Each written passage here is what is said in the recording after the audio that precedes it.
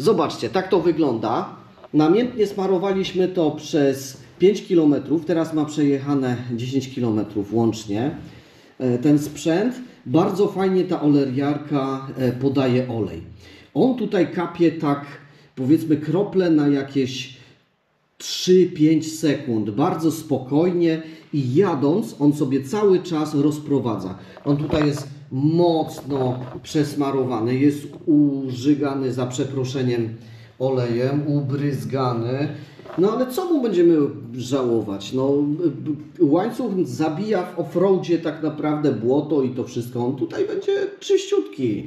Więc jak my tutaj będziemy go dobrze traktować, będzie dobrze smarowany, to będzie miał życie jak złoto.